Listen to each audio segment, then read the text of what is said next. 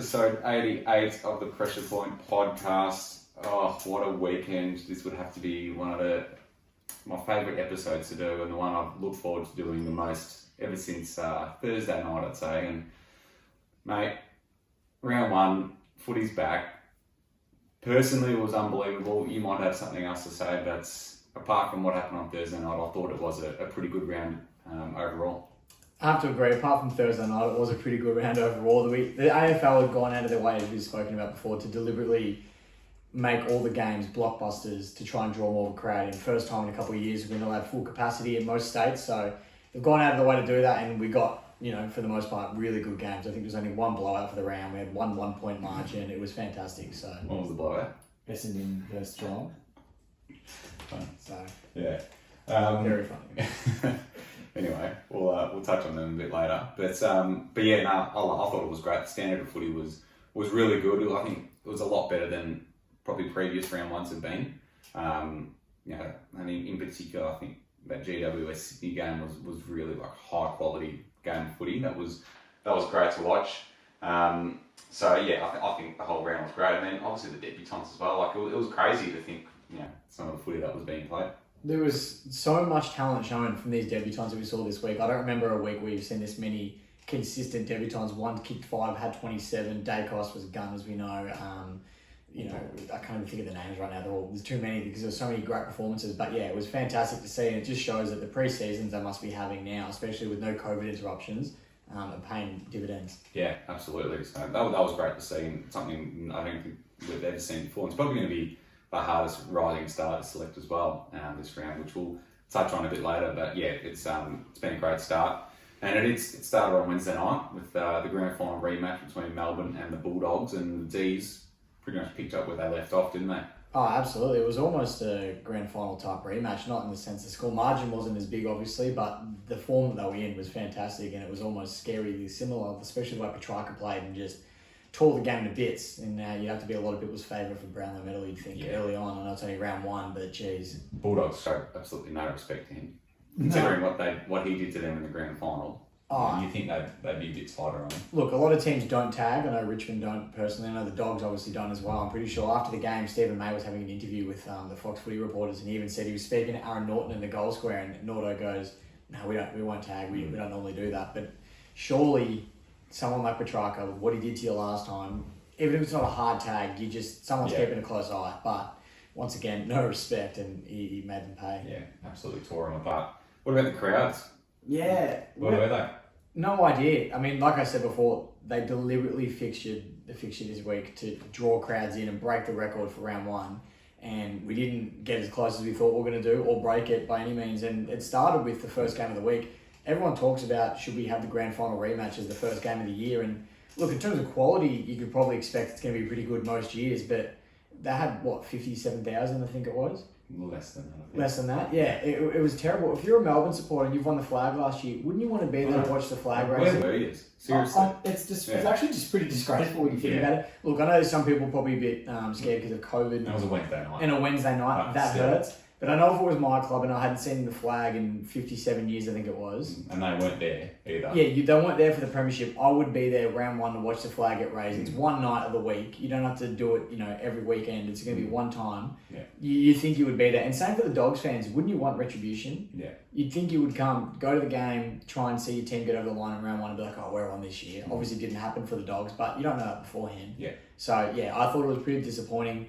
Even Richmond Carlton, who had the highest number attendance for for round one, we only had 78, which is even low for our standards. I don't know what 72 was it, or even less. So I don't know what's happening with fans in general, but numbers were down. Felt like 90 that game. It did feel like 90. The crowd was nuts, but that's what you get from the two of the biggest clubs in Melbourne. The big four, obviously we know Carlton, Collingwood. The real season opener, it was. And I think, look, I mean, maybe it's easy for us to say because we're used to it and it involves our clubs, but I mean, it's almost a no-brainer. The two of the biggest clubs in Melbourne, you're going to get a big turnout every time, no matter what. Yeah. So, yeah, I don't know. For me, I think we probably should go back to that, but it's going to depend year by year on who wins the grand final. Like you mentioned before the podcast, what if it's a Fremantle or GWS grand final?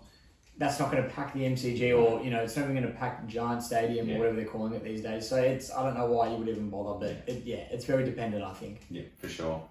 What about the biggest news story from the weekend? And outrageous to think how that all transpired was, well, it started off with just a little scrap between Luke Beveridge and Tom Morris in that press conference, and then it turned out to Tom Morris getting the sack from Fox Footy from a couple of interesting audio messages that were leaked from his mates, and has put him in a lot of trouble. And I think Bevo's probably sitting back having a nice fat cigar seeing that though. I reckon he absolutely is. I mean, for those that, I'm pretty sure most people have seen it by now. Bevo was not happy that Tom Morris was in attendance at the press conference, and didn't shy away from that. And obviously, then he came out the next day or the day after with a very, very forced apology. He may as well have had a gun to his head when saying that apology. He didn't mean it. You could tell. Do you think Bevo?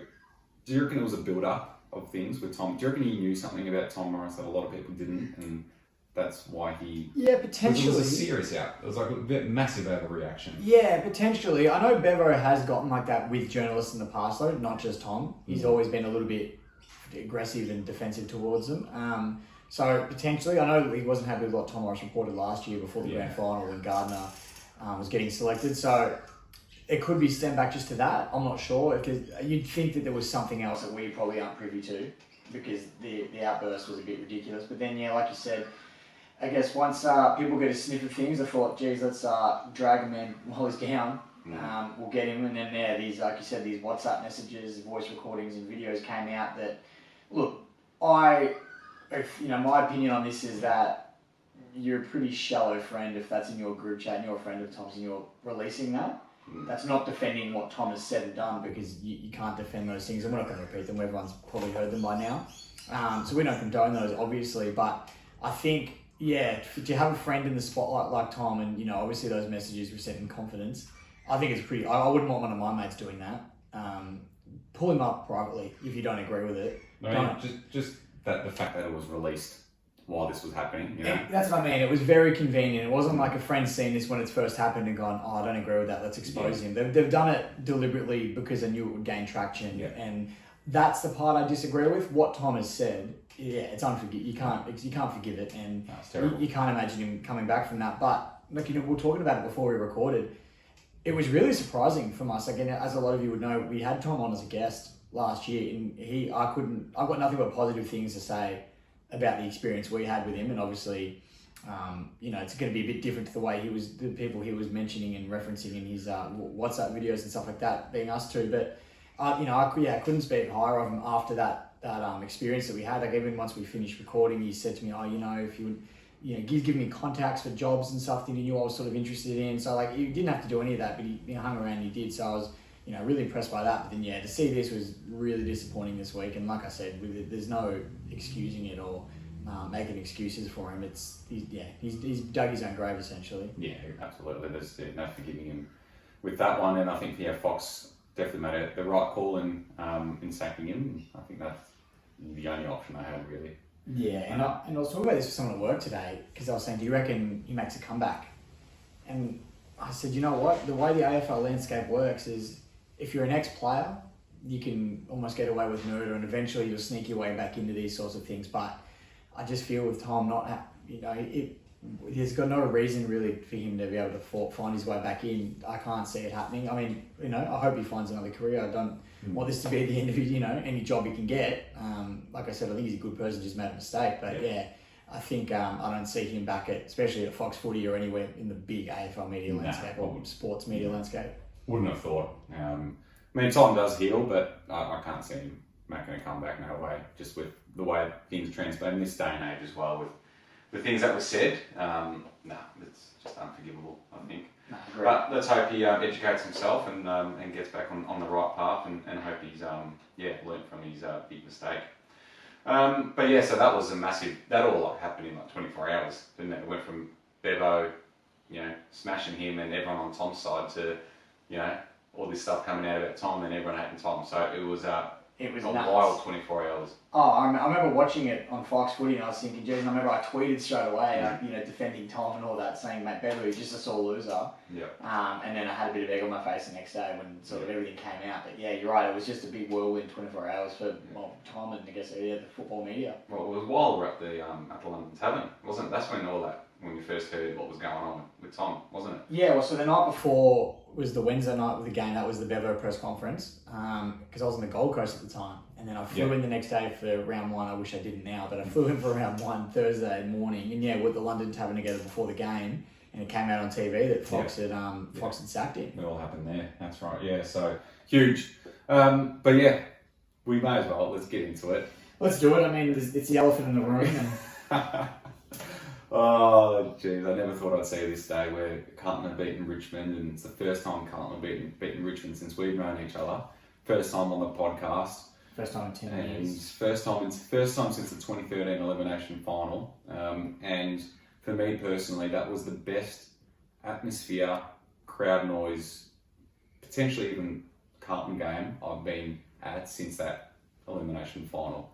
It was unbelievable. I said it felt like there was 90,000 people there. The noise was huge, and one of the most enjoyable nights I've had at the footy for a very long time. I'm not saying that to be sinister. It genuinely was, and the look in your eyes says otherwise. It was just the fact that Richmond have obviously been the best team for a number of years now, and we haven't beaten us in 11 years or something like that. So to finally do it was just a build up of all that, and obviously all the pain that we've been through the last few years to finally see that we might be turning that corner and being a good team and beating a good team like Richmond. It's it brought us a lot of joy. So that was an unbelievable night, and seeing Patrick Cripps back to his best was very heartwarming because he's obviously had a pretty tough couple of years, and to see him back at his best was huge, and the midfield dominance with the new boys Adam Chera, George Hewitt.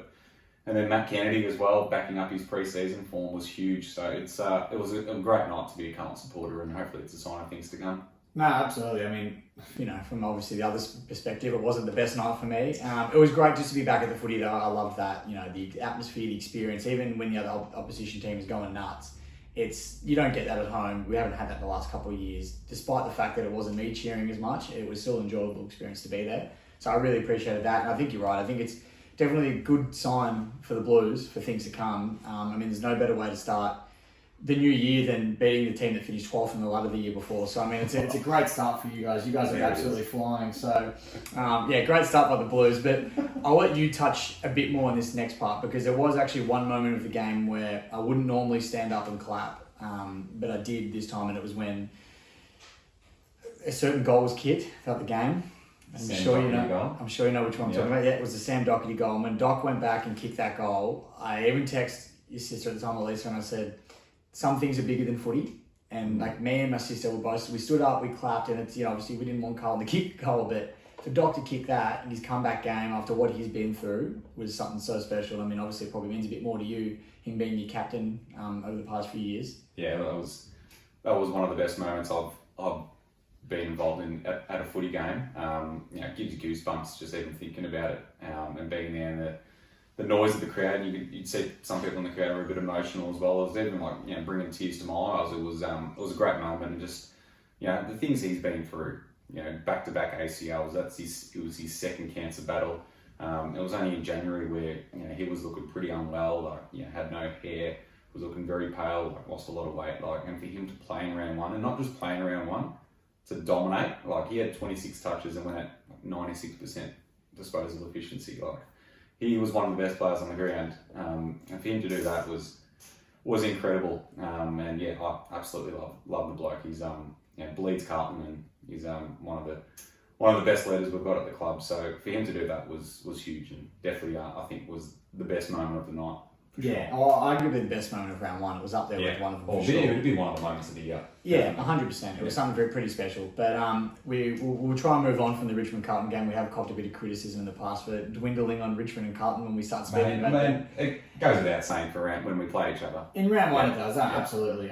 But we will try and move on. But obviously, for those watching the YouTube and for those that have seen our Instagram stories, there was a bet placed on this game. Yes, there was. And for those who have seen, you already know what the result was. But the loser of the bet had to buy an opposition membership, 3 games, and then wear the opposition jumper during the podcast. So for those that are watching, I am in a Carlton jumper right now. Or for those listening, sorry, for those watching already know it. And you look so good. It's probably because of my ethnic ethnic complexion. That's why I look so good in it. And obviously, I hadn't seen scenes like at the MCG on Thursday night since Italy won the Euros on Lygon Street. That was the last time I saw scenes like that. So it was absolutely incredible. But I have lost the bet, and fair and square, I've bought my membership.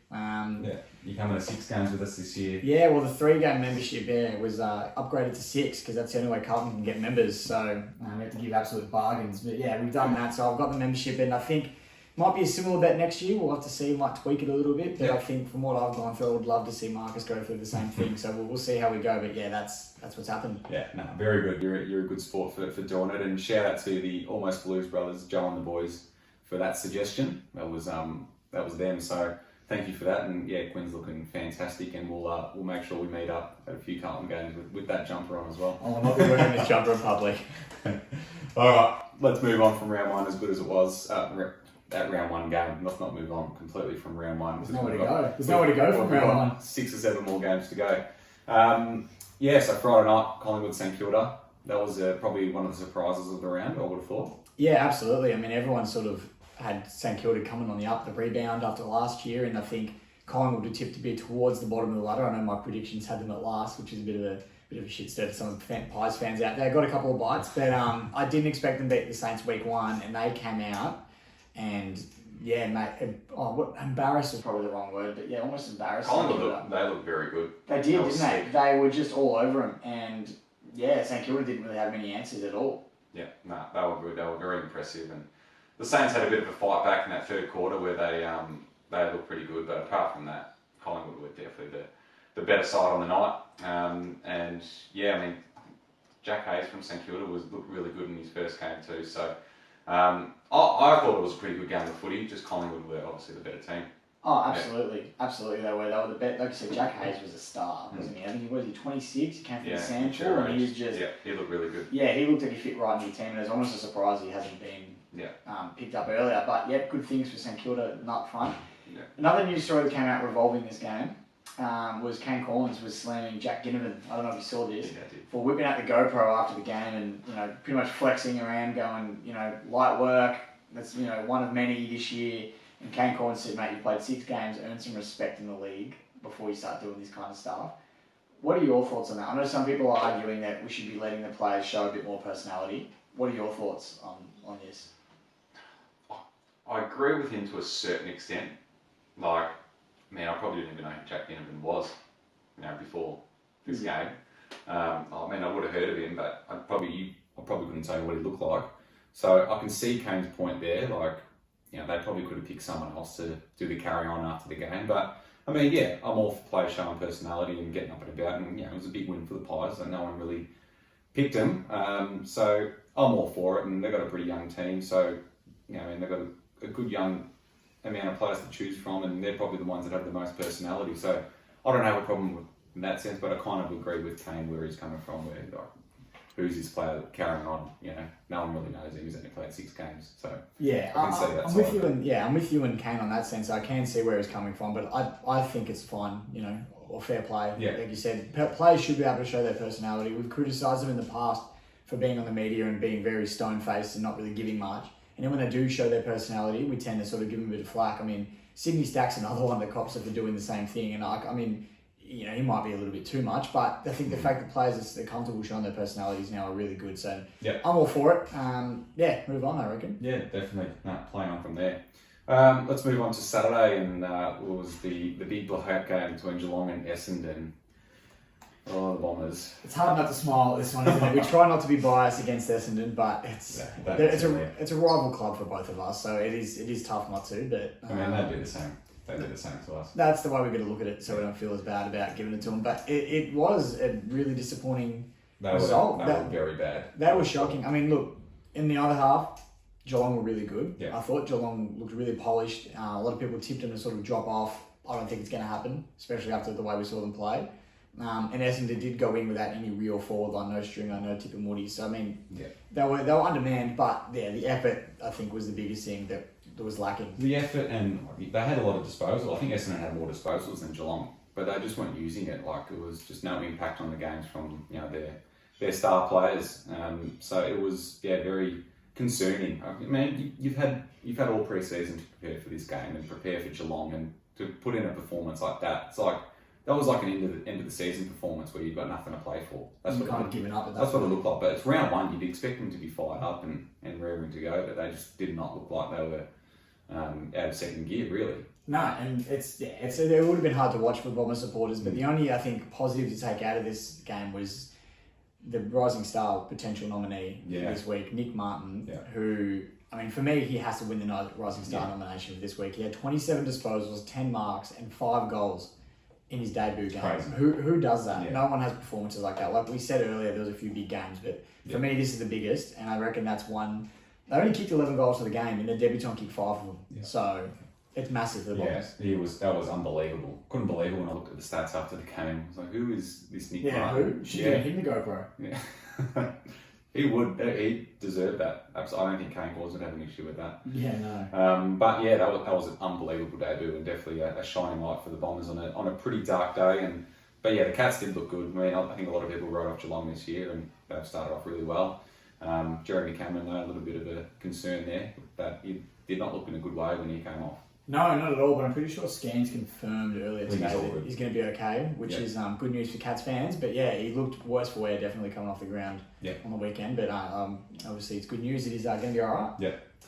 But the Giants and the Swans, that was a high quality game, as we said a bit earlier. That was probably my game of the week. Yeah. In terms of just pure quality, I thought that was one of the better games we've seen. The Giants were up for most of the game, and then Sydney's pure class and talent came into play later on, and obviously got the win. Luke Parker, say no more. Obviously, we were kind of hoping Buddy would kick his 5 and kick his 1,000th on that day, but I'm still, for me personally, I'm fingers crossed that he doesn't do it for a couple of weeks and we can see him in Melbourne. So there's a chance there. But the game itself was unbelievable, and I think both sides are going to be really hard to beat this year. Yeah, well, absolutely. I think the quality of footy, that I feel like there was barely any turnout. It was just a crazy standard they were both playing at. So it was really good to see. And then even Paddy McCartan making his comeback too for the Swans was great. So a lot of good stories from that game, and they'll both be up there come season's end, I reckon, as well. And then two other big teams that played on the same night was Brisbane and Port. Port were winning for most of that game, and then Brisbane got them at the end with a touch more class. But Port were a bit unlucky to lose that one. They were winning the whole match, and I don't think they've beaten Brisbane together for a very long time either. No, I don't think they have. I think this was one of the only tips though I did get right for this week was Brisbane winning up at the Gabba. I didn't see them losing, but at one point in the game I thought, I can't see Port losing this one, and then they let it slip. Obviously, I think it was the last quarter they lost the lead, wasn't it? It was. Yeah. So it was a late lead slip, but one thing that did make me laugh at the game was the Joe Danaher. Yeah. One of the best marks I've seen in recent times, and he gives the handball right on the siren. It's like, mate, you're just outside the goal square. Kick the goal. Yeah. Go back and kick the goal. I mean, I do think he ended up being probably best on ground with 4 goals, probably winning them the game. So he well and truly made up for it, but I did think it was quite funny. One thing I do want to ask about both these sides is the one way that people say you can win a flag is to have a good team and no injuries. And you've seen it in the past with the teams that have won recent flags that they sort of had a good run with injuries and all that. Port and Brisbane have had that, no real injuries, and haven't managed to get there just yet. Port Adelaide now have got a couple of injuries. Alira has just done a syndesmosis injury. Where do you think these sides go from here? Is it too late for them if they get even a couple more injuries each? What do you think? I feel like they both got pretty good depth. I think they can cover it. I think Brisbane, you saw last year, they had a few injuries at the start of the year, then they really got going once their players were fit. So I think these two teams are pretty well covered. I think they'll be fine. They probably just want to avoid the real key players. They both rely on their engine rooms. I think that they lost a few of those players, they'd be in a bit more trouble, but I think they'll be fine. I think they'll both still be up there come season's end. You'd think so. I mean, it's way too early to say. I mean, it's round one. We're only speculating, but just a good food for thought. Yeah. Well, two teams that probably won't be up there towards the end of the year are Hawthorn and North Melbourne. I thought it was not a bad game at the MCG. North were gallant, but I think Hawthorn had a little bit too much class in the end. Yeah, absolutely. And that's saying something. Yeah, no, absolutely it is. I think it was one of those games where you sometimes get teams towards the bottom of the ladder, but because they're both towards the bottom, they actually put on a really good show. And I think this is one of those types of games. It was a good game. We saw the long sleeves back in Hawthorn jump on Chad Lingard, which we haven't seen in how long? How long was Clarko coach? Yeah, exactly. A very long time. That ban on, didn't he? Yeah, exactly right. So that was something to take out of the game. But no, another game where some of the youngsters really showed a lot. And CJ for the Hawks, I'm not going to try to pronounce his full name. I'm not going to butcher it. It's disrespectful to him, but he was arguably best on ground for me, and Yeah. I think his potential was endless. Yeah. The things that I reckon he'll be able to do with his career if he continues in the form that he's on is scary. Yeah, he's an absolute star. Then even Jason Horn-Francis, debuting for the Kangas, was great. He looked like he's been at the level for a number of years. He's so built as well. Yeah. For an 18-year-old, he looks like a 32-year-old man. Yeah, He's a big boy. It was nice to see him kick his first goal as well, Yeah. and his mum in the crowd shedding a tear, which Yeah. is. And those are the footy stories that you love to talk about. There's obviously been a few from this week, but this was another one that I really loved. Yeah, absolutely. It was great. It was great to see the Kangas in their traditional guernseys as well, back to that royal blue instead of the pin. I think they had the pinstripe. Was it last year? They did, didn't they? They've gone to Puma now, so they're going back to their roots, which is good, having that prop. I know a lot of the fans preferred that, and they didn't like the darker blue that they had on their stripes. So it's good to see them running around in that, and Callum Coleman-Jones made his debut as well for North too. So a lot was happening at the G yesterday, but yeah, Hawthorn just getting over the line. That was a big talking point though with Callum Coleman-Jones. North Melbourne played 3 ruckmen in a game where Hawthorn were missing their number 1 ruckman. Yeah, it was poor. That was a very interesting Poor choice. coaching, I thought. Yeah, I mean, I think it's John Noble's at that point now. Is David Noble? Sorry, jeez, I'm getting confused. David Noble is at that point now where he's not in the honeymoon phase of coaching anymore. It's time now where he's going to start. Not just him, the team as well, obviously, but it's time where they're going to start showing signs that they're going to climb the ladder. Yeah. And I guess you knew that McAvoy wasn't playing for the Hawks. Don't play 3 ruckmen. You've probably gone too tall there. So I get their thought process behind maybe exposing them because they didn't have that height. But 2 ruckmen would have been plenty. Yeah. So definitely. that's just another one. Yeah. No, I completely agree. Adelaide Freo also on the Sunday. That was a crazy game as well. Crazy finish. Mate, see that? Was it Heath Chapman on I was the going to line? say another player that I don't think anyone knew before you asked him a couple of days ago, and now all of a sudden he's one of the bigger names in the game after that spoil. And the thing about that spoil was not just that he got a fist to it, it was the fact that he kept it in play and stopped the draw. Yeah. Keeping it in play so there was no score whatsoever was super impressive, especially for a youngster. So no, I thought that was incredible. But the game itself was actually quite good. I mean, Freo I thought, were probably the better side for most of the day. I know they won, but I think they were the better side for most of the day. But even Adelaide looked pretty good at certain stages of the game. And I reckon both these sides are going to be... Freo are already sort of pushing for the 8, but I reckon Adelaide are going to be climbing for sure. Yeah, I think they'll definitely be improving. They had some really good moments in that game too. So yeah, another great game for the round.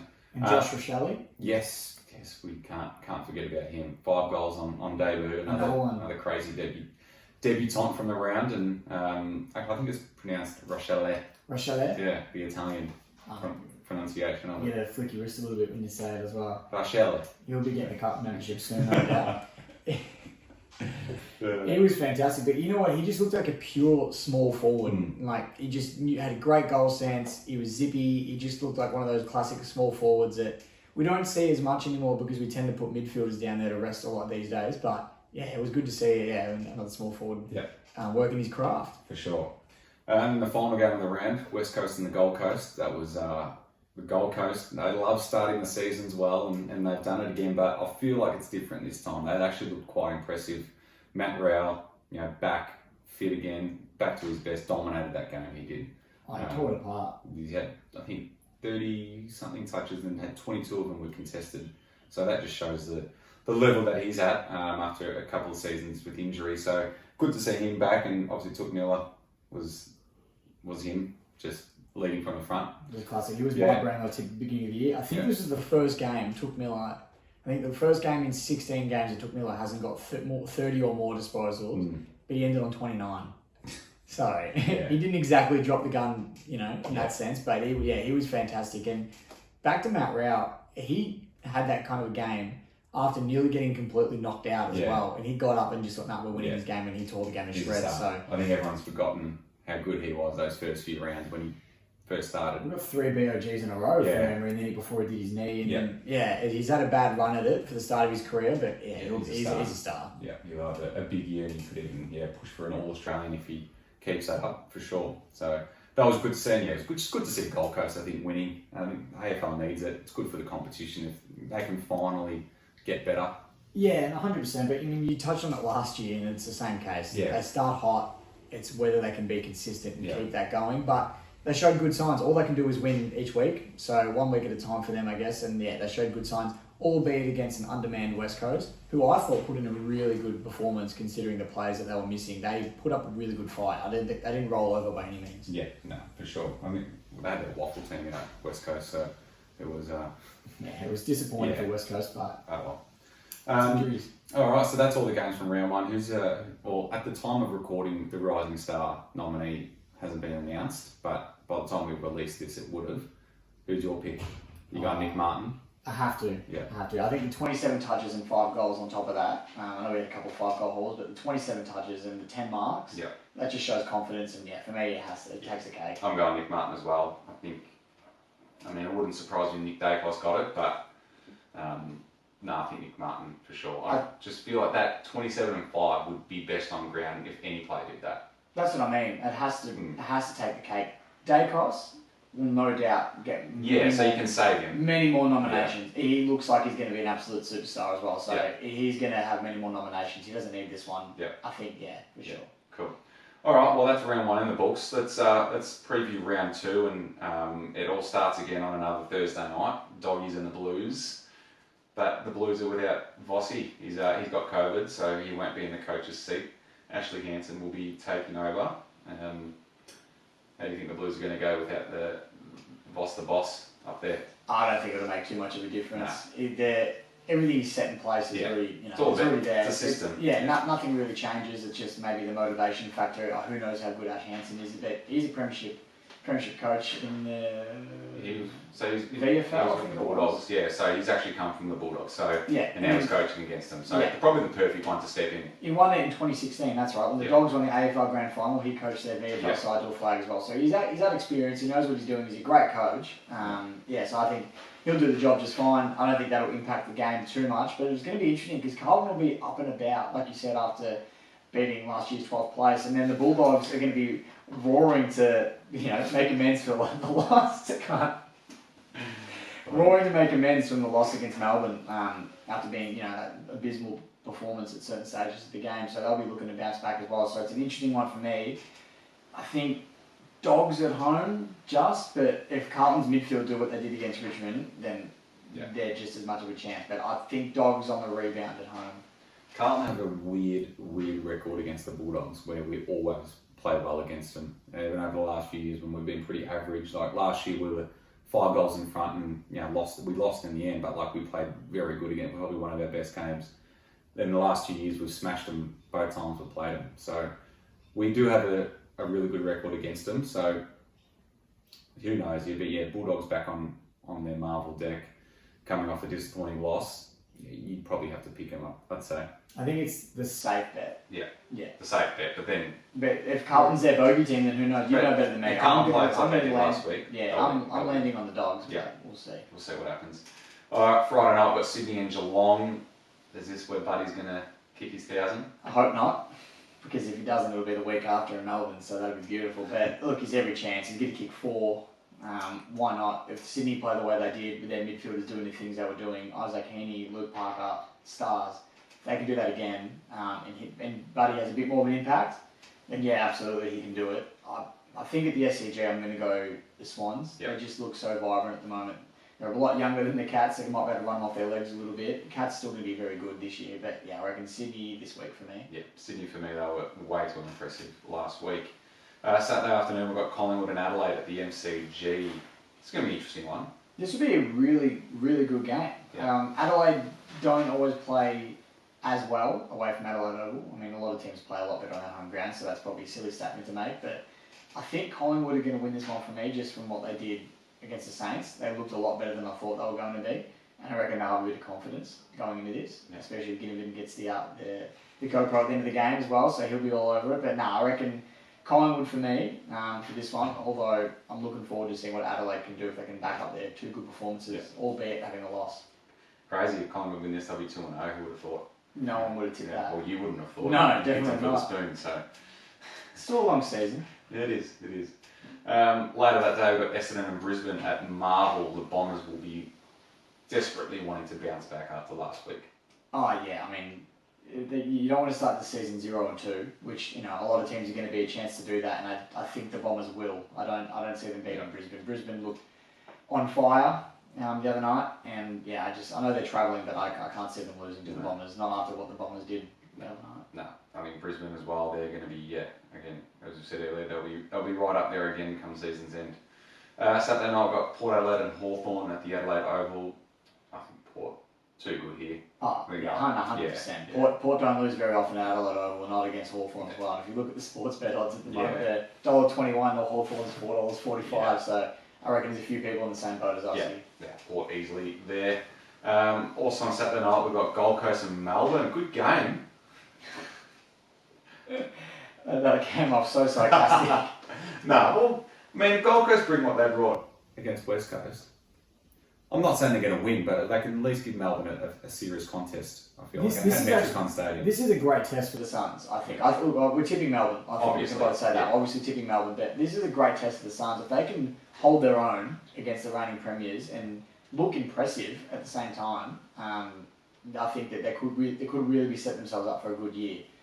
We need to see more. Yeah. But if they can do well against Melbourne and hold their own and get close, even if they win, especially if they win. Will you believe they win? If they win, I'll be, You'll be it depends how Melbourne plays though. But I think I'll definitely be a bit more of a believer if they can beat Melbourne and make Metricon a fortress for themselves. Yeah. I think they need to do that and be a bit like Geelong, where Geelong, they don't really lose down to Skills or GMHBA. Yeah. I think Gold Coast need to try to do that at Metricon, and this could be, the first of many. Absolutely. I hope they do. Sunday we've got North Melbourne and West Coast at Marvel Stadium. It's a tough one to pick, isn't it? Like, are North going to be, better at Marvel against the depleted West Coast team, or West Coast going to be, better than they were last week? Are they going to get some players back? We don't know. I think if West Coast gets some players back, you'll definitely lean towards them. But I'm thinking North, just because it's at Marvel. Yeah, I think the Marvel factor makes me lean towards North as well. It is funny that we laugh at West Coast for travelling poorly and not playing well interstate, but it's a completely new team. So they might travel really well, these waffle guys. So you never know, but I think, at Marvel Stadium, I'm going to go North and just rely on the fact that West Coast don't travel too well. Yeah, I think North as well. Richmond and GWS at the MCG. This is a big game. Well, for both clubs. 0-2 for the loser. And we spoke about it before, no one wants to be 0-2 at the start of the year, and one of these clubs is going to be, unless there's a draw, but I don't know. I think from what I saw with Richmond's midfield against Carlton, and we've lost Dion Prestia now for a few weeks at least, and we've got a couple other important injuries. I don't see us knocking over the Giants. We are the favourites if you look at the sports bet odds, but not by much. And I don't know. I think what the Giants did to the Swans, not beating them, but just the performance they put up, was a lot better than what we dished up last week. And hopefully we've been revved up and we do something different. But I don't know. I hate to do it, but I reckon I'm going to be tipping. I reckon the Giants will win. I reckon. I said that twice for some reason, but I reckon the Giants will get this one. Yeah, it's a really tough one to pick. I'm going to give Richmond another chance. I think being at the MCG, I don't think the Giants played too well there, and it's obviously your home ground. And I think you'll bounce back. I don't think you were as bad overall last week. You just had a really bad last quarter, but before that, I don't think you were as bad as what people are saying. So I'll back you in. Yeah, I think it's that we lost a clearance of 22-2 in the last quarter. Got smashed. And we can't afford to do that against other sides. So that's going to be the biggest thing. It's about all the midfield, I think. Yeah. So And the final game of the round, we've got Freo and St Kilda at Optus Stadium. Jeez, if you asked me last week, I would have been tipping the Saints. But from what I saw, Freo's home game, Optus Stadium, I'm going to be going for the Dockers. I think the Dockers will get this one done. Yeah, Dockers as well. Saints didn't bring a lot of confidence into my thinking after last week, and Freo, especially at home as well. I don't think they're going to lose too many over there, so I think they'll get this one done. And then Saints 0-2, which will be very disappointing for their fans. If the Saints do go 0-2, can you still see them playing finals?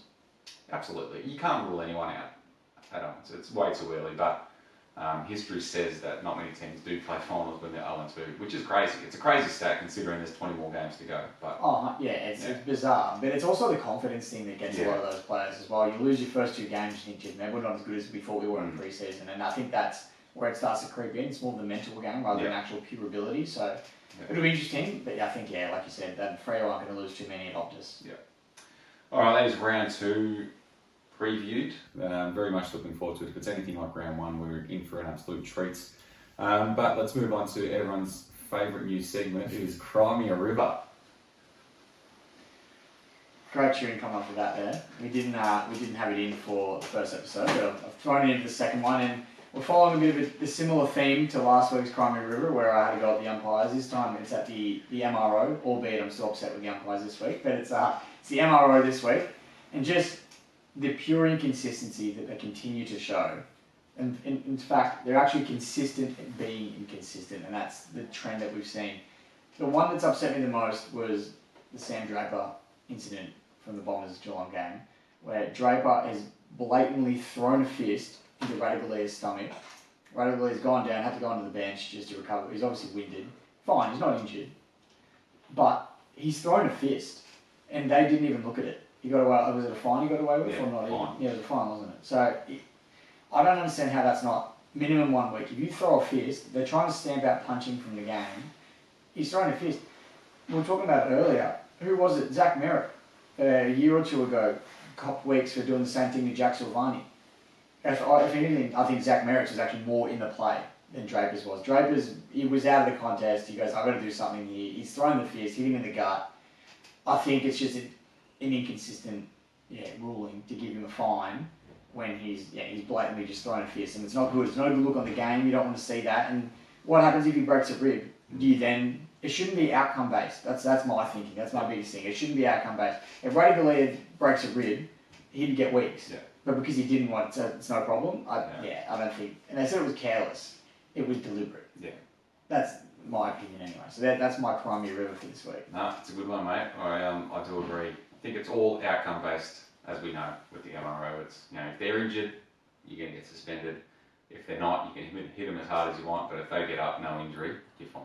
But the biggest thing is that's fine, but make that the rule. Yeah. But they're trying to tell us that it's not outcome based. Yeah. But then what they do clearly shows otherwise. Yeah. So it's the lying and the inconsistency for me.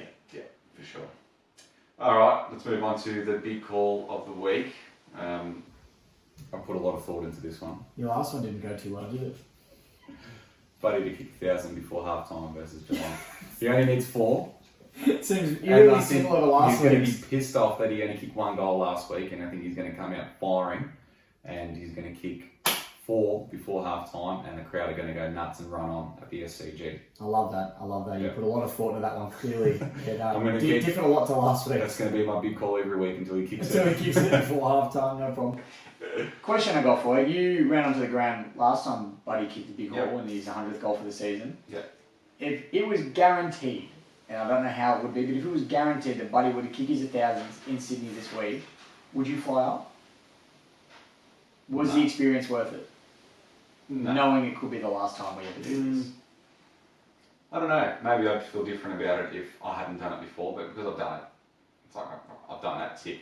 you know. Yeah. But yeah, I can see. I don't know if I'd fly up for it. I'll probably, if it was in Melbourne, I'd most likely go to the game. Yeah. But I don't know if I'd fly up for it. Yeah, that's just my opinion. No commitment. That's fair. You would? Oh, yeah. I've flown for games before, so potentially. If it was guaranteed, I think so. Yeah. Maybe not to WA or Darwin or. Yeah, it's only in Sydney. But to Sydney, I probably would. Hour flight from Melbourne's not Yeah. too bad. No, fair enough. Yeah. Well, if he doesn't kick it this week, he's playing in Melbourne the week after, so that will. I think that'll be a pretty full stadium if he hasn't kicked it by then. Absolutely. Yeah. So that is the big call. That was that was groundbreaking stuff. That was. That should be the massive call for this week. And hopefully I can get a new one for next week, and he gets it all wrapped up this week. But no, that is us done for episode 88. What a start to the season! It was highly entertaining. Thoroughly enjoyed it, and let's hope round 2 was just as good. But make sure you review and rate us. Subscribe to all our channels: YouTube, Spotify, Apple Podcasts. We're on Twitter now, so make sure you follow us on there. And we'll chat next week after round 2.